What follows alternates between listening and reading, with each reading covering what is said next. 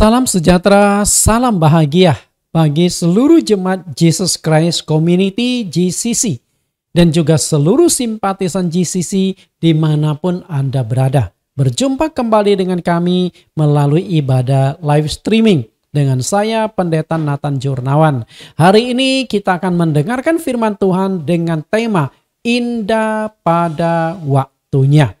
Nah, sebelum kita mendengarkan firman Tuhan, terlebih dulu kita akan mendengarkan pujian penyembahan yang langsung dibawakan oleh pencipta lagu, Pendeta Jonathan Prawira, dengan judul lagu Indah pada Waktunya.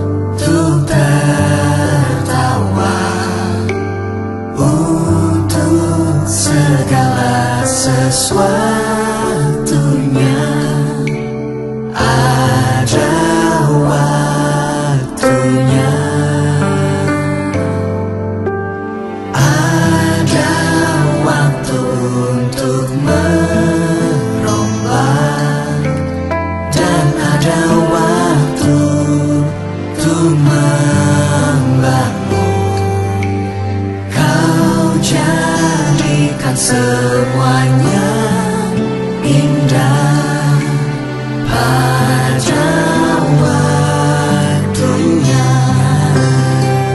Walau kini ku menabur benih sambil mencucurkan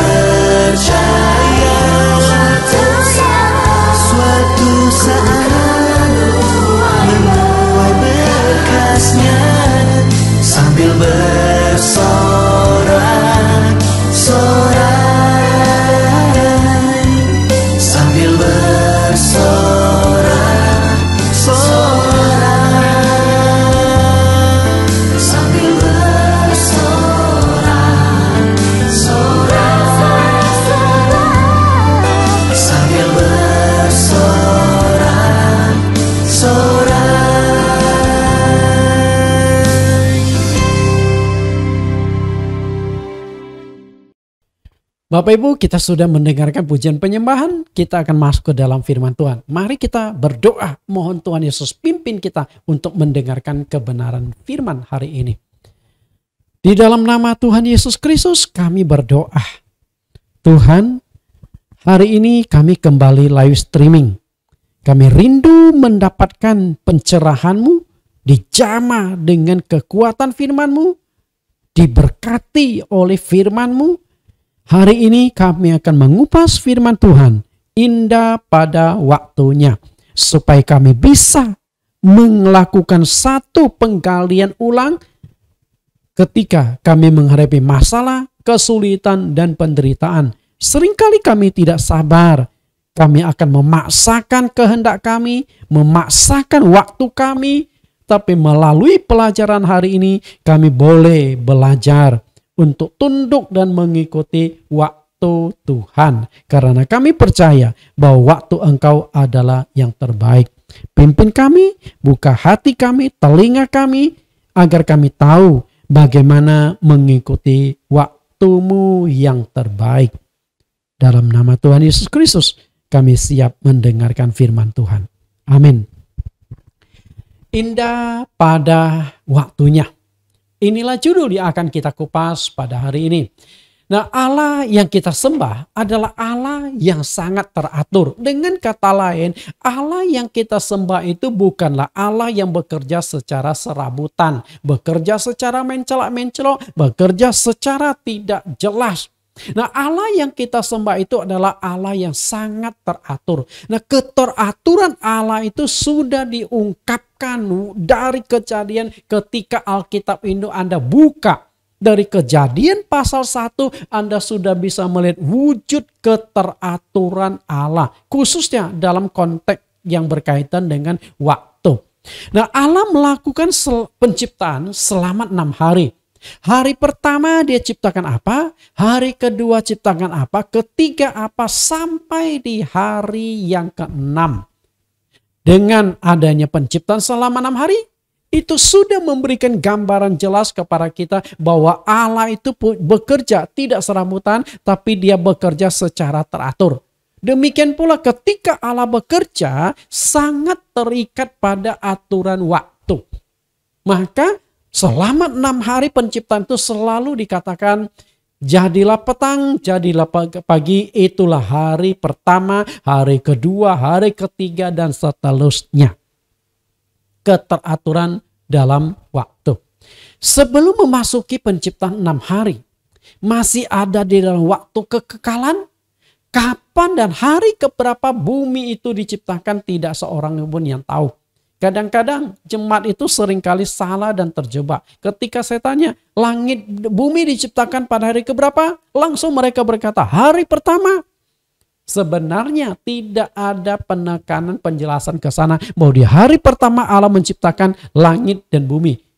Kapan Allah menciptakan langit dan bumi? Tidak ada yang tahu. Karena itulah di dalam Alkitab, di dalam penghitungan waktu, itu adalah waktu sebelum Masehi dan waktu sesudah Masehi. Bagaimana acuannya? Mestinya acuan itu ada di dalam Kejadian pasal 1 ayat 1 sampai 2. Kita coba baca di Kejadian pasal 1 ayat 1 sampai 2. Pada mulanya Allah menciptakan langit dan bumi. Bumi belum berbentuk dan kosong. Gelap gulita menutupi samudera raya dan roh Allah melayang-layang di atas permukaan air. Perhatikan kata ini, pada mulanya. Nah, kata pada mulanya itu belum memasuki hari pertama. Jadi bukan berarti hari pertama Allah ciptakan langit dan bumi. Tidak. Kapan pada mulanya tidak ada yang tahu. Karena itulah di dalam sistem penghitungan tahun-tahun di dalam kalender ada yang disebut dengan sebelum Masehi dan sesudah Masehi. Nah, sebelum Masehi itu dihitung dari angka besar turun. Oke, angka besar turun-turun sampai 0. Nah, 0 itulah dianggap permulaan tahun Masehi. Kemudian dari 0, 1, 2, 3 sampai hari ini tahun 2022. Jadi 0 ini adalah titik tengah. Dari sebelum Masehi dan sesudah Masehi. Nah, kalau sesudah Masehi kan gampang. Dari 0, 1, 2, 3 sampai 2022 akan berlanjut 2023, 2024, 2025 dan seterusnya, sudah aman. Nah, yang masalah itu adalah sebelum Masehi. Dari 0 kita mundurkan 0, 1 sebelum Masehi, 2 sebelum Masehi sampai ke ujungnya. Ujungnya itu nggak ada pembatasan. Kenapa tidak ada pembatasan? Karena saat itu belum ada kalender. Langit bumi diciptakan di hari keberapa tidak ada yang tahu. Maka diberikanlah satu ruang kosong sebelum Masehi. Angkanya itu besar dan tidak bisa diketahui kapan. Karena itu salah kalau Anda mengatakan langit bumi diciptakan pada hari pertama. Tapi ketika menekankan pada mulanya, kata mulanya itu sudah menekan tentang waktu. Betul? Artinya seluruh kehidupan di alam semesta itu sangat ditentukan oleh perputaran waktu. Maka tema hari inilah saya mengupas tentang masalah waktu. Indah pada waktunya. Di hari pertama Allah sudah mengatur pembagian waktu siang dan malam. Karena itu di dalam Kejadian pasal 1 ayat 3 sampai 5, jadilah petang, jadilah pagi. Padahal saat itu belum diciptakan matahari, bulan, bintang sebagai planet-planet yang akan menentukan siang dan malam. Kita lihat, jadi setelah Allah melakukan penciptaan planet, matahari dan bulan, baru ada penentuan masa-masa yang tetap, waktu yang tetap. Sampai dari saat itulah selama 1 hari 24 jam keteraturan waktu berlaku sampai hari ini. Karena itu 24 jam. Jam sekian matahari terbit, jam sekian matahari terbenam. Itu teratur berputar terus. Itulah keteraturan Allah. Di dalam Pengkhotbah pasal 3 ayat yang pertama. Untuk segala sesuatu ada masanya. Untuk apapun di bumi, di bawah langit ada waktunya. Jadi Salomo dengan begitu jelas mengungkapkan apapun yang terjadi di muka bumi sangat terikat pada waktu. Sangat terikat pada perputaran waktu. Apapun yang dilakukan oleh manusia. Dan juga dengan pintar sekali Salomo itu memfokuskan di dalam manusia, di dalam kehidupan manusia. Salomo mengungkapkan keterikatan manusia dengan waktu itu, waktu menguasai seluruh hidup manusia, dimulai dari kelahiran sampai dengan kematian. Tadi kalau Salomo katakan di ayat 1, untuk segala sesuatu ada masanya, untuk apapun di muka bumi ada waktunya. Ini kan secara global. Okay? Secara global di alam semesta. Alam semesta sangat ditentukan oleh perputaran waktu. Ada siang, ada malam. Bayangkan kalau tidak ada siang malam, bagaimana? Manusia nggak tidur. Betul? Karena itu ada perputaran. Siang hari manusia bekerja, malam hari manusia beristirahat. Sehingga ada perputaran, keteraturan. Demikian pula semua makhluk, hewan-hewan di darat, di laut, di udara. Ketika malam ya tidur. Saya hobi nyelam. Jadi kalau malam hari ikan itu tidur. Jadi kalau siang hari Anda beli ikan berenang. Kalau malam hari sama dengan kita, ikan itu tidur. Jam selagi nyenyak-nyenyaknya tidur itu antara jam 11 sampai jam 3 subuh itu ikan lagi nyenyak tidur. Nah kemudian setelah jam 3 subuh mulai jam 4, jam 5 nah ikan sudah mulai bergerak-gerak untuk bangun. Karena itu kalau lagi tidur nyenyak, ikan itu kalau lagi tidur sangat nyenyak itu kita elus pakai jari pun tidak akan kabur. Nah itu dia. Makanya kadang-kadang kami bisa tangkap ikan pakai tangan di laut. Karena kami nyelamnya malam hari Bapak Ibu. Nah itu tentang ikan. Nah lalu bagaimana dengan manusia lebih difokuskan? Ke Pengkhotbah 3 ayat 2. Ada waktu untuk lahir, ada waktu untuk meninggal. Ada waktu untuk menanam, ada waktu untuk mencabut yang ditanam. Artinya, awal dan akhir manusia sangat ditentukan oleh perputaran waktu. Maka sangat penting bagaimana kita mengisi waktu untuk waktu lahir sampai mati itu. Karena Salomo sudah katakan di sini sangat jelas ada waktu untuk lahir. Jadi ketika kita lahir kita menjalani kehidupan. Tapi ingat, kehidupan suatu saat akan berakhir. Karena ada waktunya untuk meninggal. Nah kalau begitu, dari kelahiran sampai kematian ini waktu yang kita miliki. Sebelum lahir bukan waktumu, sesudah lahir waktumu sudah habis. Maka di waktu kita hidup inilah, manfaatkan waktu itu dengan sebaik mungkin. Demikian pula Allah bekerja. Sewaktu dari kelahiran sampai kematian, indah pada waktunya. Waktu Tuhan yang perlu kita ikuti. Di ayat yang ke-11, Salomo membuat sebuah kesimpulan penting untuk menegaskan bahwa Allah berkuasa atas waktu. Karena Allah yang menciptakan matahari dan bulan sebagai penentu waktu. Matahari yang menguasai siang, bulan yang menguasai malam. Pengkhotbah 3 ayat 11. Ia membuat segala sesuatu indah pada waktunya. Inilah tema yang saya ambil. Indah pada waktunya.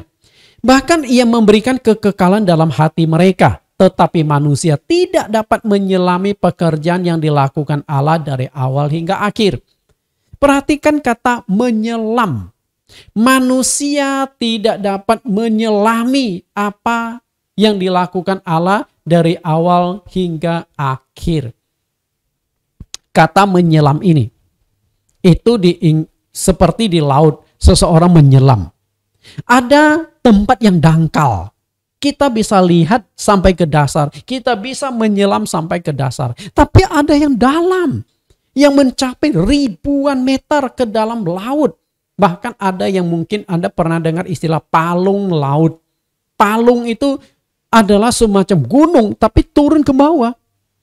Sedangkan kalau yang gunung kan menonjol ke atas. Kalau gunung ada yang sampai ribuan meter. Misalnya gunung Puncak Everest atau Himalaya. Mencapai 8.000 meter ke atas. Nah yang namanya palung itu ada semacam gunung yang masuknya ke dalam. Itu juga ada ribuan meter. Enggak mungkin kita selam ke sana. Kalau kapal selam bagaimana? Nah kapal selam pun ada keterbatasan. Jadi kapal selam canggih pun belum sampai menemukan dasar yang benar-benar dasar di laut. Karena tekanan air itu sangat berat. Belum tentu kaca untuk menahan kapal selam itu sanggup bertahan. Karena semakin dalam tekanan dari air dari atas ke volume air itu semakin berat ke kapal-kapal tersebut. Bapak Ibu, jadi artinya tidak ada yang bisa menyelami pekerjaan Tuhan. Berarti kita nggak bisa tahu apa yang terjadi di dalam dunia roh, bagaimana Tuhan mengatur. Tapi satu hal yang perlu kita imani, indah pada waktunya berarti ikut waktunya Tuhan. Kata indah pada waktunya. Di dalam Pengkhotbah pasal yang ketiga ayat 11 ini ada dua kata penting yang akan kita selami, yang akan kita gali pada saat ini. Ia membuat segala sesuatu indah pada waktunya. Artinya Allah merancangkan sesuatu yang terbaik untuk hidup manusia. Namun manusia harus mengikuti waktunya Tuhan. Bukan kita atur waktu Tuhan, tapi kita yang tunduk pada waktu Tuhan. Bukan kita atur Tuhan, Tuhan yang mengatur hidup kita. Lalu kata yang kedua, tetapi manusia tidak dapat menyelami pekerjaan yang dilakukan Allah dari awal sampai akhir. Artinya manusia tidak dapat menyelami waktunya Tuhan. Waktu Tuhan adalah misteri yang sulit dimengerti dan diketahui oleh manusia. Engkau tidak tahu apa yang akan Tuhan lakukan di dalam hidupmu, tapi engkau hanya ikuti, tunduk. Karena jika waktu Tuhan sampai akan terjadi mujizat, waktu Tuhan sampai akan terjadi pemulihan, waktu Tuhan sampai akan terjadi terobosan, waktu Tuhan sampai akan terjadi perubahan total. Sehingga Anda baru tahu Tuhan bekerja dalam segala sesuatu. Suatu ketika murid-murid Tuhan Yesus bertanya tentang kapan Allah akan memulihkan kerajaan bangsa Israel. Jadi mereka tuh mau coba pengaruhi waktunya Allah, waktunya Tuhan. Akhirnya mereka ditegur oleh Tuhan. Karena saat itu memang bangsa Israel, ketika Tuhan Yesus hidup, ketika Tuhan Yesus melakukan pelayanan, Bangsa Israel memang ada di bawah penjajahan bangsa Romawi, ditaklukkan, dikuasai oleh bangsa Romawi. Makanya mereka tuh kepingin lepas dari bangsa Romawi, negara mereka dipulihkan. Maka mereka bertanya kepada Tuhan. Lihat apa yang ditanyakan kepada Tuhan.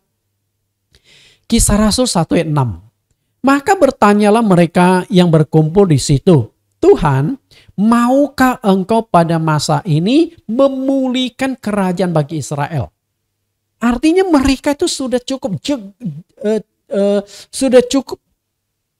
repot, sudah cukup gerah menghadapi tekanan, menghadapi penjajahan dari bangsa Romawi. Nah, mereka ingin lepas, mereka ingin negara mereka bisa berdiri, mereka bisa merdeka. Karena dulu mereka juga negara yang merdeka, cuman ditaklukkan oleh bangsa Romawi. Terkhususnya pada zaman Hero, Panglima Titus, itu masa-masa kelam di mana mereka mengalami penganiayaan yang berat. Tapi bagaimana ketika mereka mau coba mengatur waktunya Tuhan, mencoba atur kehendak Tuhan, dan Tuhan Yesus jawab di ayat yang ke-7. Engkau tidak perlu mengetahui masa dan waktu yang ditetapkan oleh Bapa sendiri menurut kuasanya. Jawaban Tuhan Yesus di ayat yang ke-7 kesannya itu sangat kuat. Bahwa Allah yang mengendalikan dan punya otoritas penuh atas waktu di muka bumi. Atas waktu secara manusia, atas waktu kehidupan pribadi. Apapun yang terjadi di bumi berada di bawah otoritas dan kendali Allah. Yang perlu kita lakukan adalah menunggu waktunya Tuhan. Tunduk pada pengaturan waktu Tuhan. Karena waktu Tuhan adalah yang terbaik. Waktu Tuhan adalah yang paling tepat. Satu hal yang perlu kita imani, bahwa Allah merancangkan masa depan yang baik bagi semua umat pilihannya. Merancangkan. Kita lihat apa yang dikatakan oleh Tuhan lewat Nabi Yeremia. Yeremia 29 ayat 11. Sebab aku ini mengetahui rancangan-rancangan apa yang ada padaku mengenai kamu. Demikianlah firman Tuhan, yaitu rancangan damai sejahtera dan bukan rancangan kecelakaan, untuk memberikan kepadamu hari depan yang penuh harapan. Perhatikan kata ini, rancangan. Beberapa kali kata rancangan itu ditegaskan. Rancangan dalam kamus bahasa Indonesia itu adalah rencana, planning dalam bahasa Inggris. Nah, kata rancangan ini sangat terikat pada waktu. Rancangan rencana itu sangat terikat pada waktu. Kapan akan dilaksanakan, kapan tepatnya. Jadi bisa dievaluasi, itu rancangan. Berarti rancangan itu sangat menentukan adalah waktu. Agar sesuatu itu bisa indah pada waktunya, maka kita harus sabar menanti dan mengikuti waktunya Tuhan, bukan waktunya kita. Kenapa demikian? Saya akan berikan 3 alasan. Kenapa kita tunduk pada waktu Tuhan? Tunduk pada rancangan Tuhan. 3 alasan. Yang pertama, karena Tuhan itu maha tahu. Tuhan tahu waktu yang terbaik bagi manusia. Manusia itu hanya melihat sepotong waktu. Misalnya, saya lahir di tahun 1970 sampai sekarang. Artinya 52 tahun. Saya ini hanya bisa melihat 52 tahun dari lahir sampai sekarang, itu sepotong waktu. Mungkin sampai saya meninggal, saya tidak tahu umur berapa saya akan meninggal. Jadi saya hanya bisa melihat sepotong waktu. Dari tahun sekian sampai sekian. Sedangkan Allah tidak demikian. Allah melihat waktu keseluruhan. Dari sebelum bumi ada sampai dunia hancur, Allah itu di mata Allah itu hanya sepotong waktu. Karena Allah itu kekal. Maka di Alkitab mengatakan, di mata Tuhan 1000 tahun di muka bumi sama seperti 1 hari di mata Tuhan. Bayangkan 1000 tahun loh di muka bumi loh, di mata Tuhan baru sehari. Kalau bumi ini saat ini 6.000 tahun. Berarti di mata Tuhan 6 hari. Yang namanya 6 hari itu kalender kita itu cepat sekali berlalu. Allah melihat waktu dari awal sampai akhir. Karena Allah itu Alfa dan Omega. Allah itu yang awal dan Allah itu adalah yang akhir. Sebelum segala sesuatu ada, Allah ada. Dan sampai segala sesuatu hancur, Allah tetap Dia yang kendalikan. Alasan yang kedua, karena Tuhan itu maha kuasa. Dia bukan hanya maha tahu, tapi juga maha kuasa. Tuhan punya kuasa mutlak mengatur segala sesuatu sesuai dengan kehendaknya, sesuai dengan yang keinginannya. Karena itulah saat ini saya mengajak Anda untuk melihat 3 contoh. Bagaimana Allah berkuasa atas waktu, ketika waktu Tuhan sampai akan indah rasanya. Maka tema indah pada waktunya hari ini saya mengupas 3 contoh bahwa waktu Tuhan itu yang terbaik. Contoh yang pertama itu adalah Yusuf. Saat Yusuf berumur 17 tahun, Allah sudah merancangkan masa depan Yusuf. Allah sudah menentukan nanti Yusuf di masa depannya akan seperti apa. Bagaimana cara Allah merancangkan dan memberitahukan Yusuf? Rancangan Tuhan diungkapkan lewat mimpi kepada Yusuf sampai 2 kali dia bermimpi. Mimpi yang pertama, ketika tidur muncul dalam mimpi. Tiba-tiba Yusuf melihat dia ada di ladang. Bukan hanya dia sendiri. Dia punya 11 saudara juga ada di ladang. Dan mereka sedang mengikat berkas-berkas gandum. Tapi tiba-tiba berkas gandum Yusuf tegak berdiri. Kemudian berkas gandum dari 11 saudaranya mengangguk-angguk datang menghampiri Yusuf bersujud. Dari sanalah Tuhan sudah memberikan gambaran bahwa 11 saudara Yusuf itu akan datang dan sujud kepada Yusuf. Kelihatan hanya segera mimpi, tapi mimpi itu ternyata dari Allah. Lalu mimpi yang kedua, tiba-tiba Yusuf melihat ada 11 bintang, matahari, bulan nampak. Kemudian bintang-bintang itu datang sujud menyembah kepada Yusuf. Ini adalah satu gambaran. Tapi mereka itu masih teka-teki. Yusuf juga belum tahu jelas apa yang akan terjadi dengan masa depan dia. Dia hanya perkirakan. Karena mimpi ini sangat nyata dan sangat ajaib. Ya, jadi jauh sekali Allah sudah rancangkan. Kita lihat Kejadian pasal 37 ayat yang kedua. Inilah riwayat keturunan Yakub. Yusuf tatkala berumur 17 tahun, jadi masih muda, biasa menggembalakan kambing domba bersama-sama dengan saudara-saudaranya, anak-anak Bilha dan Zilpa, kedua istri ayahnya. Dan Yusuf menyampaikan kepada ayahnya kabar tentang kejahatan saudara-saudaranya. Jadi di usia 17 tahun, dia anggap usia sudah dewasa. Kalau usia 17 tahun, konteks di Indonesia Anda sudah bisa dapatkan KTP untuk urusan berbagai macam administrasi yang berkaitan dengan pemerintah, berkaitan dengan bisnis. Dan Anda bisa dapat KTP, berarti Anda sudah dianggap sudah legal melakukan tindakan-tindakan hukum. Kalau masih di bawah 17 tahun, Anda dianggap belum dewasa. Jadi Yusuf ini ketika umur 17 tahun, Tuhan sudah rancangan, nanti masa depanmu akan begini. Tapi untuk bisa mencapai rancangan yang sudah ditentukan Tuhan, berapa lama? 13 tahun. Jadi waktunya lama ya.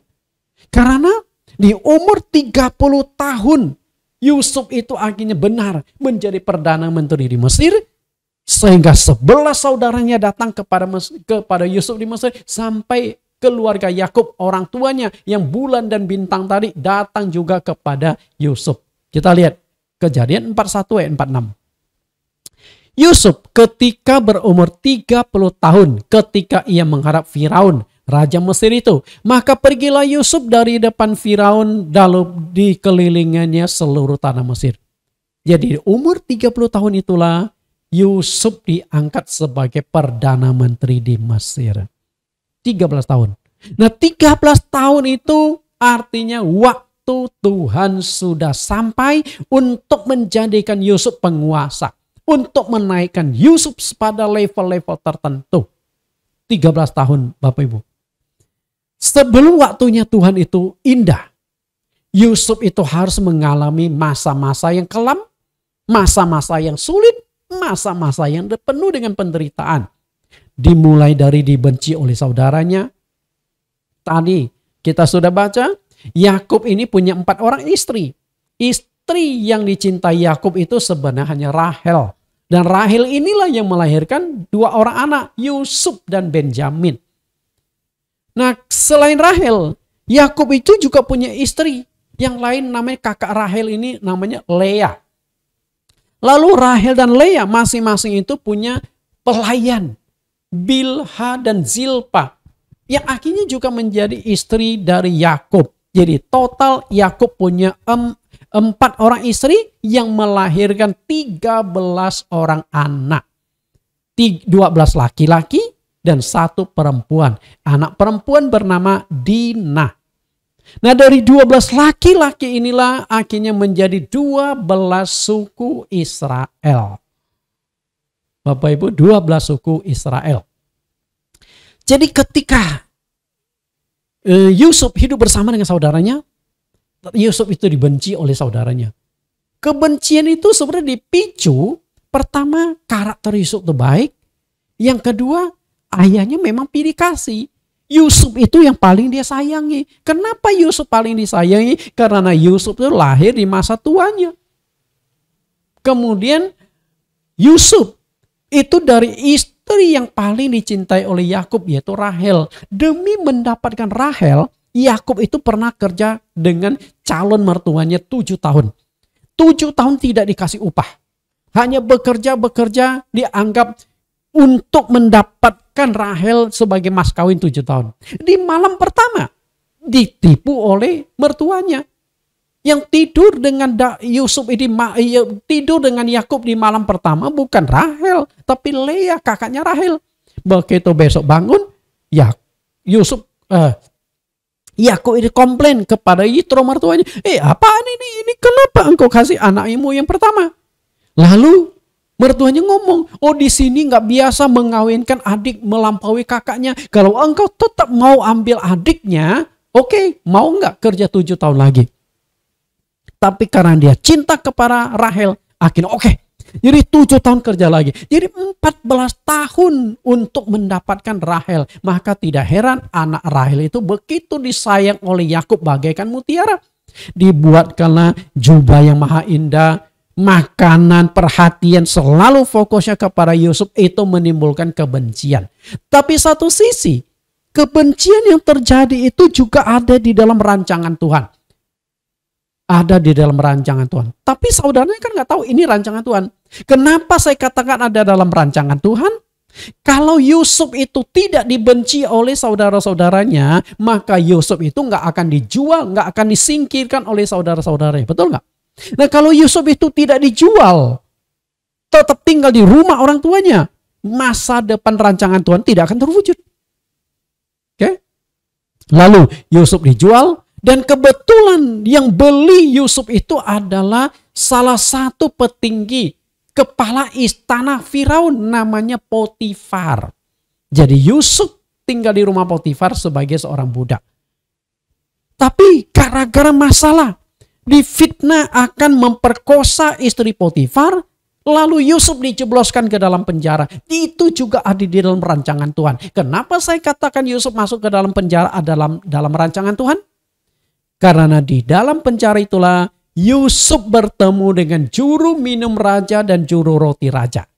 Satu sel, bahkan Yusuf yang melayani mereka. Karena di dalam penjara itu Yusuf mendapatkan kepercayaan dari kepala penjara untuk mengurus penjara ini. Karena Yusuf diberkati Tuhan, dan Yusuf ini karakternya bagus, sangat bertanggung jawab. Sehingga kepala penjara itu senang kepada Yusuf, dikasih kepercayaan. Udah, kamu urus saja napi-napi tersebut. Itu rancangan Tuhan. Kenapa saya katakan rancangan Tuhan? Kalau kepala istana itu Potifar, dia bisa bertemu dengan Firaun itu hanya sekali-kali waktu. Hanya ada urusan dengan istana yang perlu mendapat keputusan dari Firaun, baru ini bisa ketemu. Tapi yang namanya juru roti, juru minum, sehari bertemu dengan Firaun 3 kali. Karena mereka yang meracik makanan minuman, mereka yang menyuguhkan makanan minuman. Itu orang kepercayaan Firaun. Karena itu mempertaruhkan nyawa Firaun dalam hal makanan minuman. Jika ada yang tidak senang kepada Firaun, Firaun bisa diracuni oleh orang lewat makanan minuman. Maka ini orang yang paling dipercayai Firaun, paling dekat dengan Firaun. Nah, Yusuf bertemu dengan mereka. Dan ini rancangan Tuhan. Indah memang rancangan Tuhan itu. Di dalam penjara itu, Yusuf bertemu juru minum roti dan juru minum raja. Kita lihat ayatnya. Nah, Yusuf itu punya satu keahlian. Itu juga karunia Tuhan untuk mendukung masa depan yang sudah dirancangkan oleh Tuhan. Karunia menafsirkan mimpi. Maka di dalam penjara itu, baik juru minum maupun juru roti sama-sama mendapat mimpi. Lalu Yusuf artikan mimpi mereka. Mimpi yang tidak enak itu adalah juru roti. Kayaknya Firaun itu memang curiga antara juru minum atau juru roti yang akan bermufakat mencelakakan Firaun. Tapi belum terbukti siapa. Makanya dua-duanya itu dimasukkan ke dalam penjara lalu diselidiki. Nah, dari penyelidikan dan tertangkaplah yang bermasalah. Mungkin yang akan sepakat menggulingkan Firaun itu adalah juru roti. Makanya sesuai dengan mimpinya, lalu Yusuf mengartikan mimpinya, juru roti itu kemudian digantung, dibunuh oleh Firaun. Lalu bagaimana dengan nasib juru minumnya? Nah, kita lihat. Kejadian 40 ayat 14. Tetapi ingatlah kepadaku apabila keadaanmu telah baik nanti. Tunjukkanlah terima kasihmu kepadaku dengan menceritakan hal ihwahku kepada Firaun dan tolonglah keluarkan aku dari rumah ini. Ayat 15, sebab aku diculik begitu saja dari negeri orang Ibrani. Dan di sini pun aku tidak pernah melakukan apa-apa yang menyebabkan aku layak dimasukkan ke dalam liang tutupan ini. Perhatikan kata liang tutupan. Kayaknya penjara di bawah tanah itu. Apalagi penjara yang ini adalah penjara yang ekstra ketat. Pejabat-pejabat Firaun yang berontak, yang bermasalah dimasukkan ke sini. Jadi Yusuf itu mengartikan mimpi juru minum. Engkau memang saat ini masuk dalam penjara, tapi dalam waktu 3 hari Firaun akan menaikkan engkau, posisimu akan dipulihkan. Engkau akan kembali lagi menyajikan minuman kepada Firaun. Jadi kepala juru minum. Namun apa yang terjadi Bapak Ibu? Firaun mengartikan mimpinya dan Firaun minta tolong. Yusuf mengartikan mimpi juru minum dan Yusuf minta tolong kepada juru minum itu. Tolong ya, kalau engkau sudah keluar dari sini, posisimu sudah pulihkan. Tolong ceritakan kepada Firaun. Lepaskan aku dari sini. Aku ini diculik. Aku tidak lakukan kejahatan, tapi aku difitnah sampai masuk penjara. Aku dijual saudaraku. Aku ingin bebas. Aku ini dulu orang merdeka, tapi sejak aku dijual oleh saudaraku, aku jadi budak.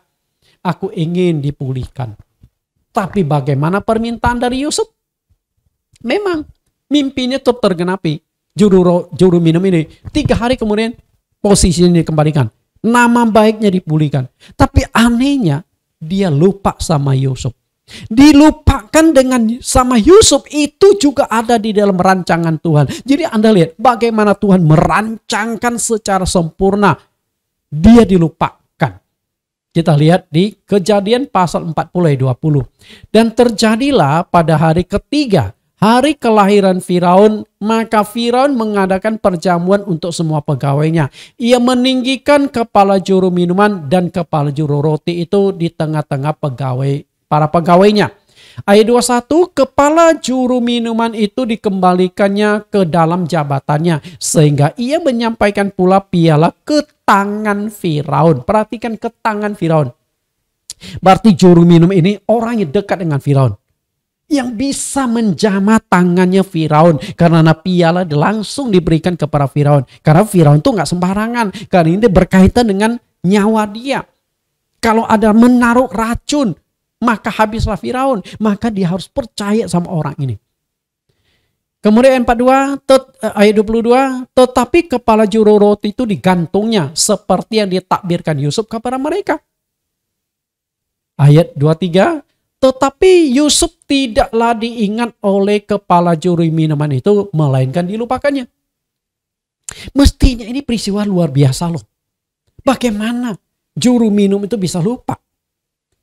Dan Yusuf minta tolong, itu juga sewajarnya. Karena Yusuf berjasa untuk mengartikan mimpi dari juru minum itu. Dan ketika juru roti digantung kepalanya seperti yang dikatakan Yusuf, saya percaya juru minum juga mendengar bagaimana mimpi Yusuf. Yusuf mengartikan mimpinya dan arti mimpinya itu benar-benar terjadi. Pasti itu sangat menggegerkan dan mempengaruhi pikiran, perasaan, dan ingatan dari juru minum. Tapi kenapa 3 hari bisa dilupakan? Saya katakan itu dalam rancangan Tuhan. Karena waktu Tuhan belum tiba. Kalau waktu Tuhan belum tiba, maka tidak akan terjadi. Hanya dalam waktu 3 hari. Seandainya jika juru minum raja ingat kepada Yusuf, rancangan Tuhan akan jadi kacau. Mungkin juru minum itu akan berbicara kepada Firaun, oh 3 hari yang lalu saya bertemu dengan Yusuf. Ini orang punya kemampuan, talenta luar biasa untuk mengartikan mimpi. Sesuai dengan penjelasan mimpi kami, aku dipulihkan juru roti digantung.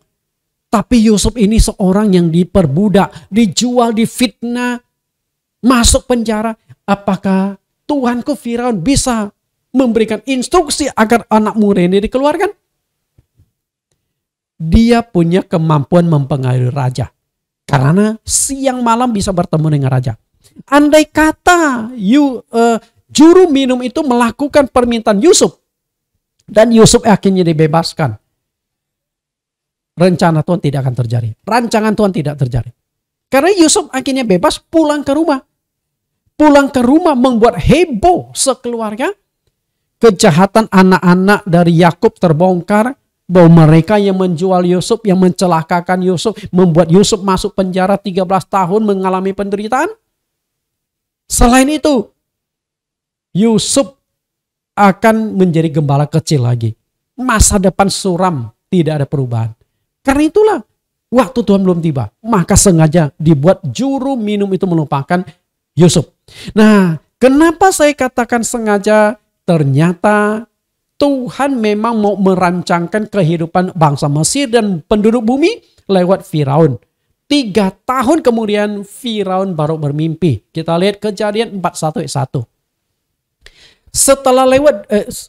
Setelah lewat 2 tahun lamanya, bermimpilah Firaun itu, ia berdiri di tepi sungai Nil. 2 tahun kemudian ya. 2 tahun Firaun baru mendapat mimpi. Artinya Yusuf harus 2 tahun lagi mengalami penderitaan. Kenapa 3 hari dilupakan? Tapi 2 tahun kemudian malah diingat kembali. Juru minum raja bisa ingat kembali. Oh 2 tahun yang lalu saya bertemu dengan Yusuf, lalu diceritakan kepada Firaun. Dan akhirnya Firaun lalu memanggil Yusuf, dikeluarkan dari penjara. Nah dari sanalah kemudian Yusuf itu diangkat sebagai Perdana Menteri. Kenapa demikian? Karena waktu Tuhan sudah sampai. Jadi 13 tahun yang lampau Tuhan merancangkan Yusuf sebagai Perdana Menteri. Dan ketika waktunya Tuhan sampai, akhirnya Yusuf mendapatkan posisi itu. Dan dia menjadi penyelamat keluarganya. Karena dari masa kelaparan 7 tahun, semua keluarga Yakub, semua saudara Yusuf pindah ke Mesir dan Yusuf yang memelihara kehidupan mereka. Dan banyak penduduk bumi yang diselamatkan Yusuf karena ketika masa kelimpahan itu Yusuf telah menampung semua hasil bumi, jelai gandum, dan di masa 7 tahun kelaparan itulah Yusuf bisa menyelamatkan banyak sekali orang. Kemuliaan. Lalu yang kedua, indah pada waktunya. Ini terjadi kepada bangsa Israel ketika ada di Laut Tebrau. Ketika Yakub, ayah Yusuf, dan saudara-saudaranya Yusuf pindah ke Mesir. Waktu Yusuf menjadi Perdana Menteri, jumlah mereka itu ada 70 jiwa. Itu dicatatkan di Kejadian pasal 46 ayat 27. Jadi waktu Yusuf jadi Perdana Menteri, Yakub boyong semua anak-anaknya, yaitu saudara-saudara Yusuf, pindah ke Mesir. Mereka ditempatkan di satu tempat yang sangat subur untuk penggembalaan yang namanya Tanah Goshen. Nah, di Tanah Goshen ini mereka mulai berkembang biak, bertumbuh, sampai jumlahnya mencapai sekitar 2 juta orang. Tapi itu memakan waktu yang lama. Setelah berapa lama? Di dalam Keluaran pasal 12 ayat 40-41 dikatakan 430 tahun. Jadi 430 tahun itu dari 70 jiwa berkembang biak, beranak cucu mencapai sampai 2 juta orang. Tentara Israel saja berjumlah 603.550 laskar. Itu tentara yang siap berperang. Dan tentara yang siap berperang itu hanya dari 11 suku. Karena suku Lewi nggak boleh jadi tentara. Nah, dari 600 ribuan itu usianya itu antara 20 sampai 50 tahun. Berarti di bawah 20 tahun belum bisa jadi tentara. Kemudian di atas 50 tahun mereka nggak boleh jadi tentara lagi, itu memasuki masa pensiun. Oke, masa pensiun. Nah, ketika Tuhan hendak membawa bangsa Israel keluar dari Mesir menuju ke tanah Kanaan, tidaklah mudah. Sangat-sangat sulit. Ada 2 faktor bagaimana sulitnya membawa bangsa Israel keluar dari Mesir menuju ke tanah Kanaan. Faktor pertama, mereka itu sudah beranak pinak, berkembang biak selama dari 70 jiwa menjadi 2 juta orang. Selama 430 tahun mereka tinggal di Mesir. Dengan kata lain, Mesir ini seakan-akan sudah menjadi tanah air mereka. Tanah air mereka. Jadi, bagaimana bisa memindahkan mereka lagi? Tidak gampang. Apalagi mereka akan dipindahkan ke satu tempat yang asing bagi mereka. Belum tentu mereka itu mau. Lalu yang kedua, pejabat dan rakyat Mesir itu pasti tidak akan membiarkan mereka begitu saja keluar dari Mesir. Karena bangsa Israel 430 tahun itu berada di bawah penjajahan bangsa Mesir. Mereka hidup sebagai budak, diperbudak, dianiaya, dijajah, tenaga mereka diperas. Mereka itu hanya jadi rakyat kelas kedua atau kelas ketiga. Jadi mereka ada di bawah. Bapak Ibu yang saya kasih, Firaun tidak akan biarkan mereka lepas. Karena itulah Tuhan akhirnya dengan cara yang keras membuat Firaun dan rakyat Mesir babak belur agar bisa membawa bangsa Israel keluar dari Mesir menuju ke tanah Kanaan. Caranya adalah mendatangkan 10 macam tulah. Dan 10 macam tulah itu membuat mereka babak belur di dalam berbagai aspek kehidupan. Berbagai macam musibah, bencana datang silih berganti. Satu musibah datang belum pulih, bangsa Mesir itu sudah dapat tulah yang kedua. Sampai akhirnya mencapai tulah yang ke-10, itu tulah yang sangat mengerikan. Kematian semua anak sulung, baik anak sulung manusia maupun anak sulung binatang. Berarti salah satu yang mengalami kematian itu adalah anak Firaun, putra mahkota, juga mengalami kematian di tulah yang ke-10. Nah, di tulah yang ke-10 itulah bangsa Mesir sudah tidak tahan. Firaun juga sudah tidak tahan. Mereka ketakutan kalau bertahan lebih jauh lagi mereka akan binasa semua. Padahal Tuhan itu merancangkan 10 tulah. Tapi kan Tuhan tidak tahu, Tuhan tidak katakan 10 macam tulah akan menimpa kalian. Tapi satu demi satu tulah dimunculkan.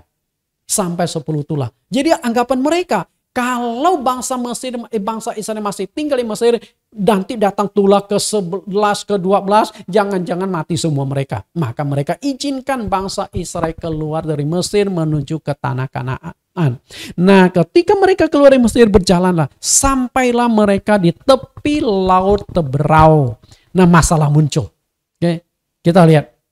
Keluaran 14 ayat 2. Katakanlah kepada orang Israel, supaya mereka balik kembali dan berkemah di depan Pihahirot, antara Migdol dan laut, tepat di depan Baal Zephon. Berkemahlah kamu di tepi laut. Perhatikan kata di tepi laut, itu adalah Laut Merah, Laut Tebrau. Nah, masalah itu muncul. Kenapa saya katakan muncul? Mendengar bangsa Israel itu berkemah di tepi laut, Firaun yang masih belum rela bangsa Mesir, belum rela bangsa Israel yang sudah mereka perbudak sekian ratus tahun itu lepas begitu saja. Kemudian Firaun kirim tentaranya dalam jumlah yang sangat besar untuk membawa bangsa Israel kembali. Kalau mereka tidak mau kembali pasti dibunuh. Kita lihat Keluaran 14 ayat 5. Ketika diberitahukan kepada Raja Mesir bahwa bangsa itu telah lari, maka berubahlah hati Firaun dan pegawai-pegawainya terhadap bangsa itu. Dan berkatalah mereka, apakah yang telah kita perbuat ini? Bahwa kita membiarkan orang Israel pergi dari perbudakan kita. Perhatikan, dari perbudakan kita. Jadi mereka tuh merasa enak memeras terangka bangsa Israel. Tidak perlu bayar, kalau bayar pun murah, asal-asalan.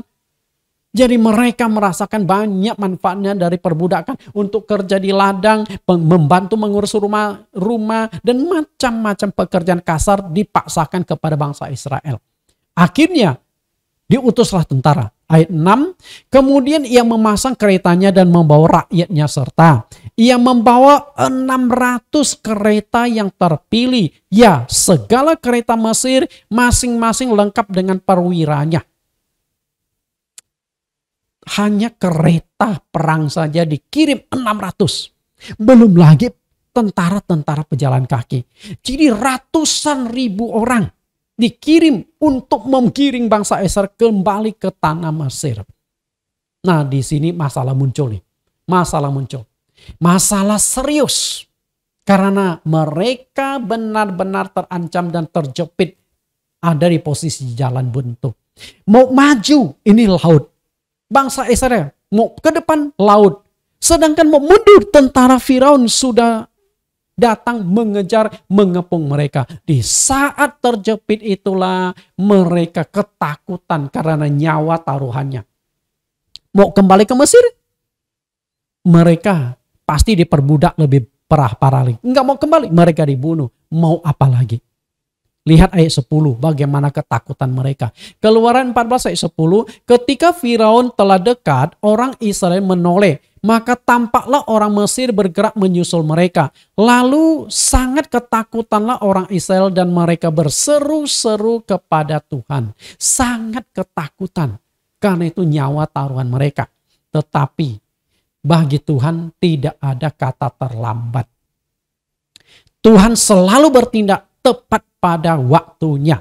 Maka di tema hari ini, indah pada waktunya adalah sebuah fakta bahwa Tuhan itu tidak pernah terlambat. Bagi manusia mungkin sudah selesai, habislah kami, mereka sudah ketakutan, jalan sudah buntu. Tetapi bagi Tuhan tidak ada jalan buntu. Pertolongan Tuhan selalu tepat pada waktunya. Akhirnya Tuhan menyuruh Musa, ulurkan tongkatmu, lalu belahlah Laut Merah. Dan akhirnya laut itu dibelah. Laut itu dibelah sehingga bangsa Israel berjalan di tengah-tengah laut sampai berhasil menyeberang. Setelah seberang selamat semua, kemudian tentara Firaun dengan kereta kuranya masuk ke tempat yang kering untuk mengejar. Tapi ketika mereka ada di tengah laut, lalu air itu ditutup kembali oleh Tuhan. Binasalah Firaun dan semua tentara yang menyertai dia. Kita lihat Tuhan bisa membela orang yang dilindunginya dan Tuhan bisa mencelakakan orang yang tidak berkenan kepadanya dan tepat pada waktunya.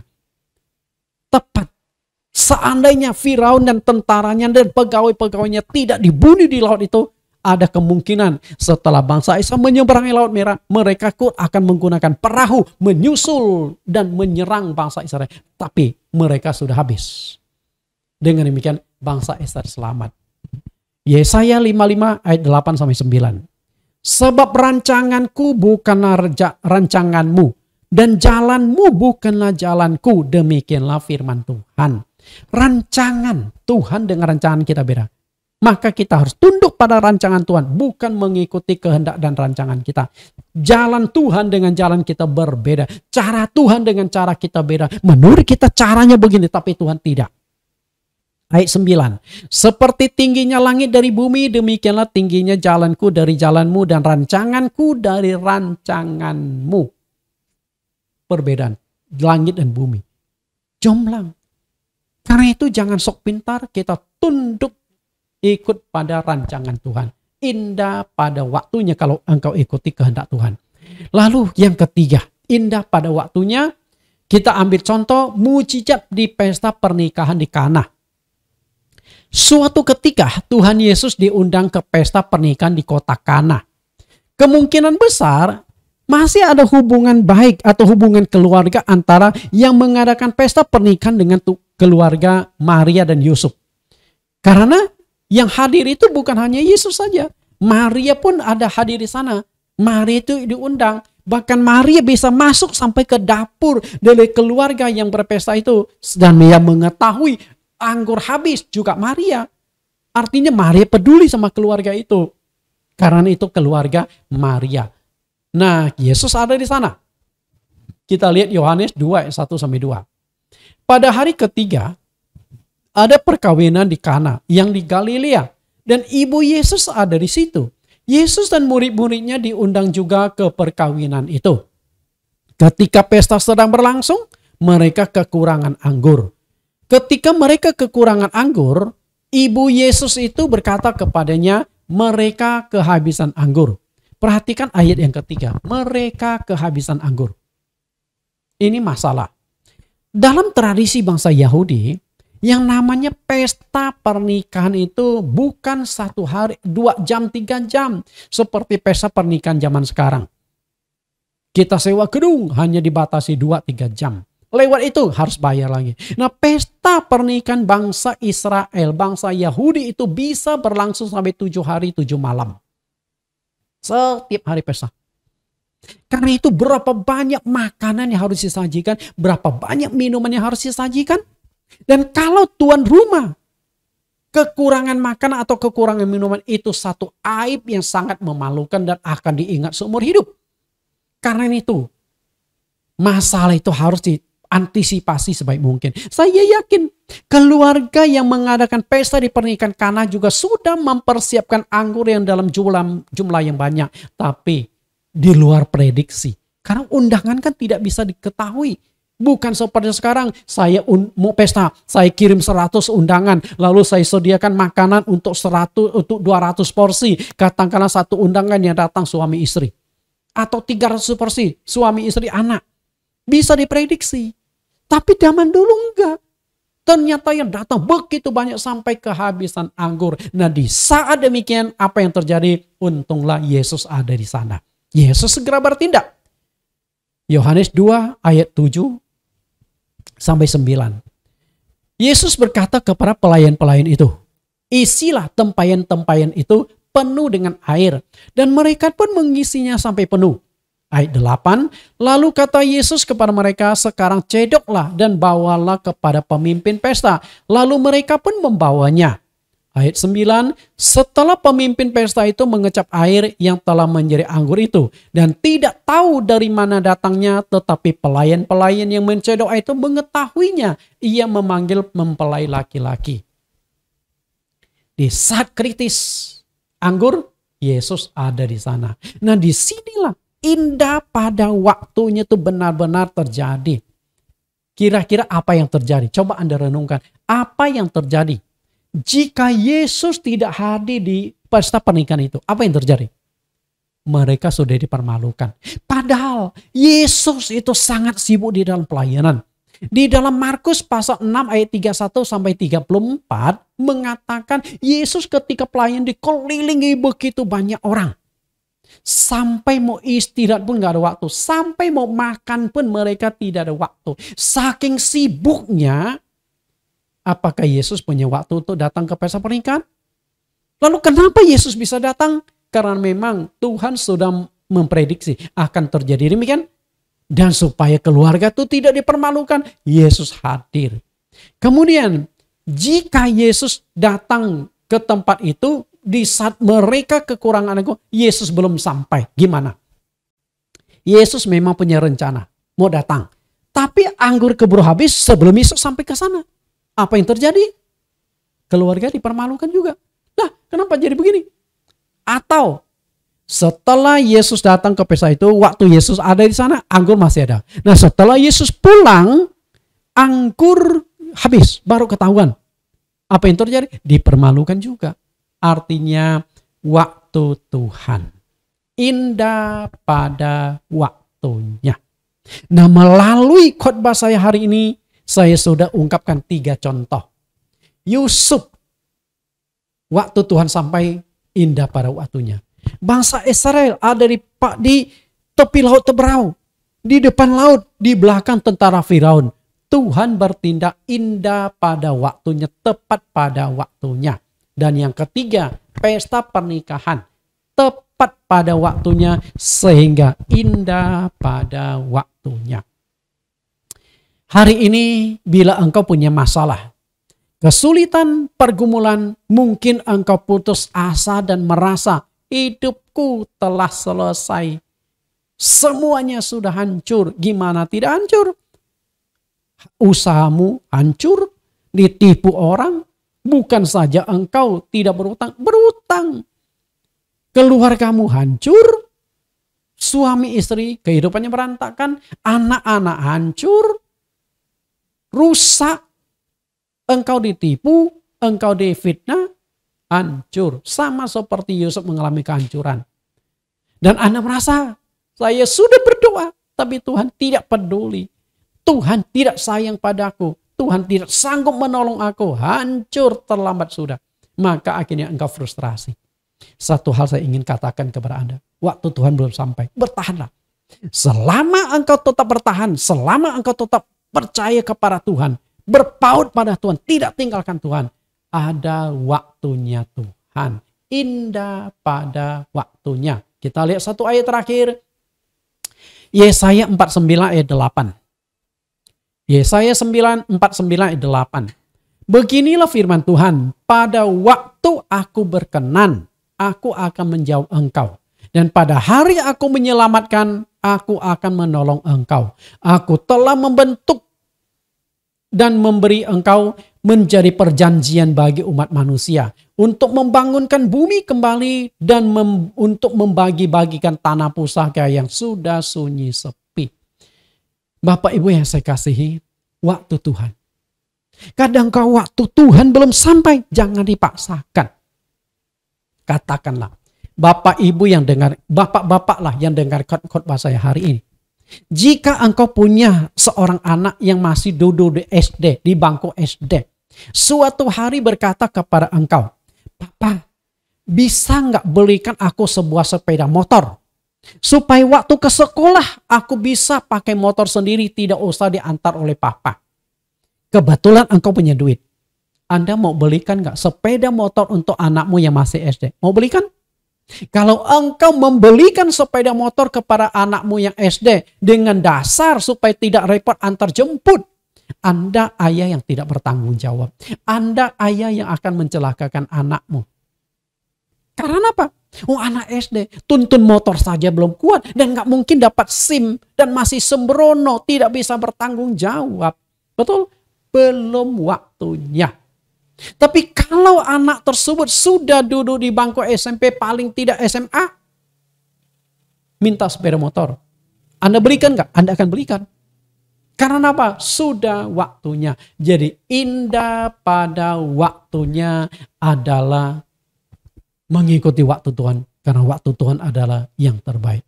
Tuhan Yesus berkati. Karena itu, jika engkau lagi bergumul saat ini, percayalah, tidak selamanya akan mendung. Ada waktunya cuaca akan terang. Mentari akan terbit. Ada waktunya bulan akan muncul. Ada waktunya bintang akan bersinar kembali. Pelangi akan muncul sehabis hujan dan badai. Tuhan Yesus berkati. Kita berdoa. Di dalam nama Tuhan Yesus kami berdoa. Tuhan, firman-Mu hari ini mengajarkan kami. Indah pada waktunya. Indah pada waktunya. berarti kami harus tunduk pada waktu Tuhan. Sabar menanti waktu Tuhan, karena kami tahu waktu Engkau yang terbaik, karena Engkau Maha Kuasa dan Engkau Maha Tahu. Engkau tahu waktu mana yang terbaik untuk mengabulkan doa kami. Engkau tahu waktu mana yang terbaik untuk lakukan pemulihan. Engkau tahu waktu mana yang terbaik untuk menolong kami. Satu hal yang perlu kami lakukan, sabar menanti waktumu.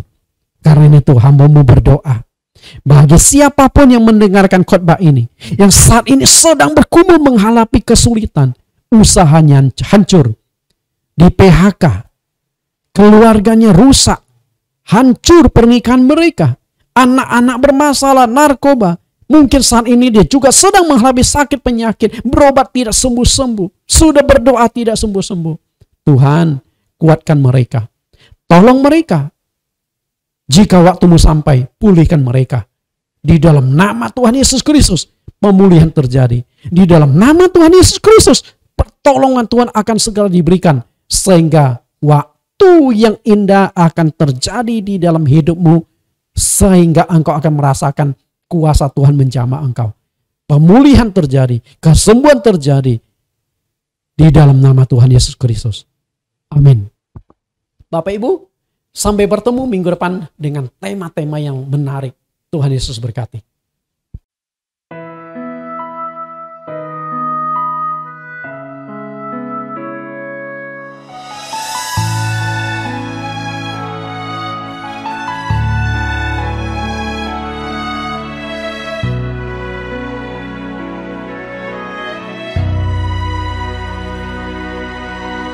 Kau yang paling mengerti tujuan di balik semua yang terjadi. Kau yang paling berkuasa untuk menggenapkan yang kau rencanakan. Ku percaya jalan Tuhan terbaik bagiku.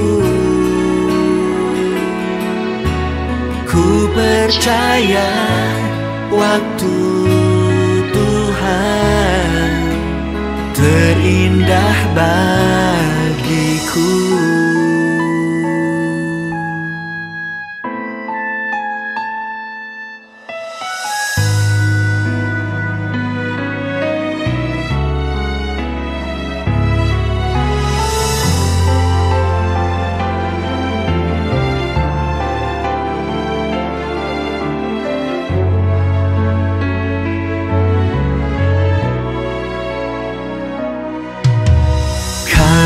Yang paling mengerti tujuan di balik semua yang terjadi.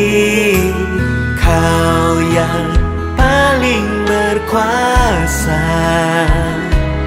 untuk menggenapkan yang kau rencanakan. Percaya jalan Tuhan terbaik bagiku. Ku percaya waktu Tuhan terindah bagiku. Oh, ku percaya jalan Tuhan terbaik bagiku. Ku percaya waktu Tuhan terindah bagiku. Jalan Tuhan, jalan Tuhan, waktu Tuhan terbaik bagiku, terindah bagiku.